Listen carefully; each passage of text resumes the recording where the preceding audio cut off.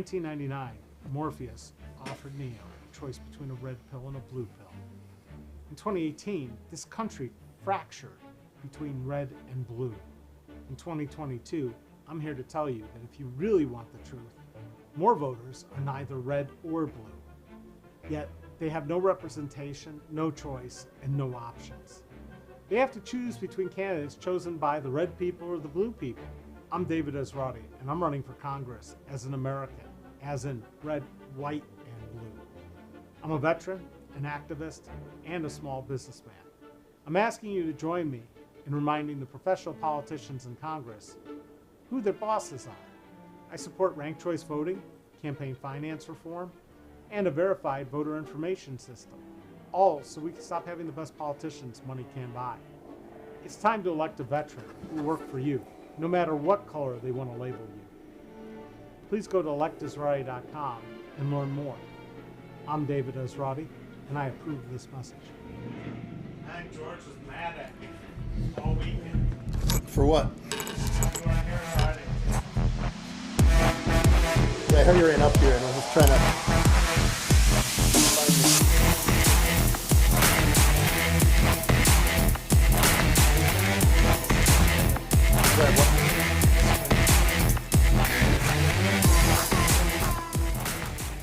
In Jurassic Park, you thought those little baby dinosaurs were cute until they turned into out-of-control carnivores. That's sort of what happens to government Alex didn't when realize we the elect clock people was based on off. very expensive advertising campaigns and propaganda. On the I'm David computer. Esrati.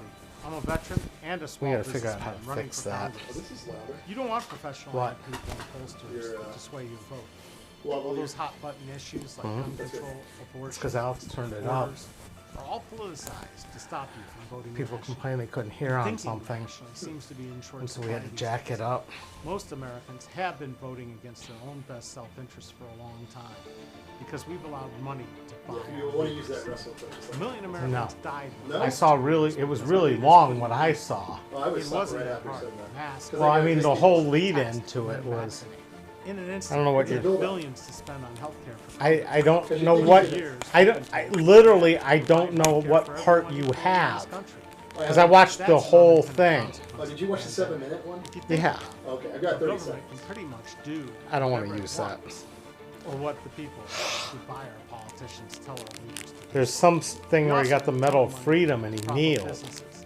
And next thing you know, I would have rather it turns used out that. the living wage is The not kiss only your ass thing awesome, just kind of shows but his personality necessary. a little bit. No, I would As a kick small your businessman ass. who won't That's sell what you shows out his to corporate personality. interests and I lobbyists. mean, he was in I his. can He's tell you competitive. it's time to fully understand the You're saying this is the best consequences sinners in of the league. companies like Amazon, Facebook, and Google, All and right. their effect on small business. And to remind you that small business is the #1 creator of jobs in this country. So this next election, don't trust this ad or any other political ad. Do your homework and think before you vote. It's time to put this ad man in Congress because I know that the best advertising is based on Got the one truth, viewer. not the size of the budget or payroll. Bob Or Woodward you can just come back vote yet? based on who has Nope. the money to buy their way into Congress and live with the consequences. I'm David Esrati, and I approve this message. All right, you ready? I'm David Esrati, and I'd like to welcome you to my virtual town hall. I do this every day, Monday through Friday at 4 p.m. The idea is once I get to Congress at the end of the day, I'm going to do the same thing to make sure you know what I did while I represent you.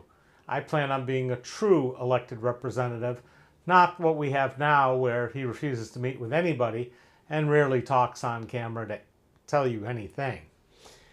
That's Mike Turner for you. Ohio 10 for this election cycle is all of Montgomery County, all of Greene County, and parts of Clark County. That will change in 2022. Mike Turner has been elected to Congress 9 times. He's going for his 10th. My goal is to make sure that it's time to change your congressman. Because as Mark Twain liked to say, politicians and diapers are very similar and should be changed for the same reason. But moving forward, today's subject, and I think this, sometimes we just don't quite realize what it takes until later, what people were doing when they were doing it and how they're perceived later when it comes to activists, civil rights activists, leaders for the underdogs. And this weekend, America lost 2. And one, checked all the right boxes and did all these things. And excuse me, it's pretty obvious what he was doing and how he was. The other one was just modeling some behavior. And I want to start with that one first, because when I was, 6 or 7, watching Star Trek was everything to me. Star Trek was absolutely amazing. And I didn't think there was anything that different about the idea that Nichelle Nichols was Lieutenant Uhura. I just, it was a multinational crew and it was representative, and I just figured, of course, in the future, it's a little different than things. And I didn't realize that none of this stuff really happened in real life, that a black woman wouldn't be treated the way she was or respected the way she was and put in a position of authority like that. And I was reading today in one of the obituaries that she really didn't want to continue on, and after the first season was ready to go, but had run into Martin Luther King, who was so excited to see her and told her how he thought what she was doing was so important to show a black woman in a position of power, cool, calm, collected, under fire, and respected. And it was a breakthrough role. I always knew it was a big deal when her and Kirk kissed. I mean, that made all kinds of headlines. That was the thing I thought was, it broke the interracial color barrier on TV. But no, just her being there on that show, which only ran for 3 seasons, changed the image of black women and set a standard. And that was huge. Now, you'd say Rosa Parks. Rosa wasn't respected when she did what she did. It was much later that they started naming things after her and telling the story. She wasn't the first woman to stop, and sit in the front of the bus, and she wasn't the last. But somehow she ended up being the one that we know and we remember. And it was a brave act as well. And it was planned. It wasn't accidental. It wasn't just, I'm too tired to move my butt to the back of the bus. But she did that intentionally. When Nichelle Nichols took that job, it was just a job on television. And then it grew. Now, Bill Russell, on the other hand, that man knew what he was doing. He heard it daily when he was out on the court as the only black man out there. He was the Jackie Robinson of baseball in playing basketball. He was called the N-word constantly. He was told he couldn't eat with his teammates. He was told all kinds of things, and it was rubbed in his face. So when it came time to march, he marched. When it came time to make statements, he made statements. When it came time to go and stand up with others, like Muhammad Ali, he did that. Now, he also won a ton of championships as a basketball player, including a miraculous win of the NCAA tournament, the NBA All-Stars, and an Olympic gold medal, or the NBA championship and Olympic gold medal, all in the span of 13 months. That probably never happened again. But the man was a legend. And he wore it well. He took the time to make sure that people understood what his positions were and why. Now, times have changed. And so has the way things get communicated. And that's changed what we think of when we think of leadership. I've got a guest tentatively scheduled for a week from Thursday. It's going to come in. And I've known him for 30 plus years. And He's a documentary filmmaker. And he went out and started telling a story, researching a story, and people were telling him, oh, you can't tell this story. Oh, no. And they all knew what the story was that he was going to tell, but none of them were brave enough to say anything. And when he finally did tell the story, things changed. But you know how rare that is, that things change? When Colin Kaepernick got down on one knee, there was a shitstorm that swirled around him. And people took sides. Bill Russell, when he got the Presidential Medal of Freedom, kneeled down to take the medal, to say that there's still problems there, and to show solidarity with Kaepernick. How many years was Kaepernick out of the NFL? 4, 5 prime years? Because he had become somehow not worthy of play there, one of the top draft picks, one of the top players. And I look at that and I know how it happened. The same way that we allowed our country to fall under the spell of somebody who was brazen and bold enough and as big a jerk as to say things like, quote unquote, you can grab them right in the you-know-what and still get elected. A man who said I could shoot somebody on Fifth Avenue and not be charged. There was a letter to the editor of the New York Times this weekend, says if he's not charged for what happened on January 6th and all the things that led up to it after what we've seen, what does he have to do to be charged, or is he above the law? We actually have a king instead of a president. And that whole, that people still defend him and defend the ideas that he had, and that there are two sides, two groups of people in Charlottesville. I'm sorry. No. There were Nazis and there were the rest of the people. And I don't care where you come from, Nazis are not okay. Now, I have a personal reason for saying that. My great-grandparents on my father's side all died in concentration camps. My father found the inventory of his grandmother, my great-grandmother's apartment, down to how many knives and forks and spoons in the silver drawer. It was horrible. And yet, we find that after World War II, all of a sudden, nobody in Germany was a Nazi anymore. In America, we have allowed our standards to slip, our levels of approval of things that just didn't used to happen before. It's all changed. And why is it changed? Some of it, I believe, is social media, where everybody gets a soapbox. Some of it is the amount of vitriol we've allowed on the airwaves with talk radio, which some of it is toxic, and I'm really interested to see how the Alex Jones trial goes, where he denied that anything happened in Sandy Hook, that it was all a fake. I hope he ends up losing everything he has. His company just declared bankruptcy, but these are corporate things. Somebody has to hold people accountable for saying things that are that hateful.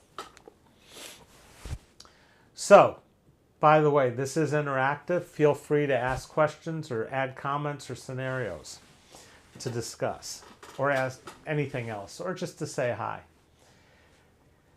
Back probably 10 or 12 years ago, I went to Louisville for a conference. And one of the activities was a trip to the Muhammad Ali Museum. And I knew about Muhammad Ali because I grew up with the whole thing going on. But, when I got to the part about him saying no to going to Vietnam, that I don't have any issue with the Viet Cong, it was eye-opening to read and see and understand how brave it was for him to say that and to do that. Now, as a veteran, you'd think I'd be, he just didn't want to go fight, and the rest of us did, and it was draft, and he should have gone. And there are parts of me that agree with that, but I also know that war was totally unnecessary, as were the wars in Iraq and Afghanistan. No matter what you want to think, the guys who flew those planes were Saudis, funded by a Saudi, and now we're playing kiss up to the Saudis. And we went because that's our job, and we were told to, but the real people who were the winners there were Dick Cheney and the military-industrial complex, who made trillions of dollars off of an extended war that did nothing to make America safer. The things that would make America safer are having safe water systems free of lead, free of arsenic, affordable drugs, healthcare policies that actually costs less and does more than what we have now, and a way that small businesses can compete on a level playing field, to make sure that all Americans have homes, and the homeless and the mentally ill aren't being put in prisons instead of into hospitals. Those are things I believe in. And I will continue to say that these are things we need to have priorities for. And that we don't have a government that makes decisions on whether a rape victim or an incest victim has to have a baby, or that a doctor can't make the decision what's best for the health and welfare of the mother.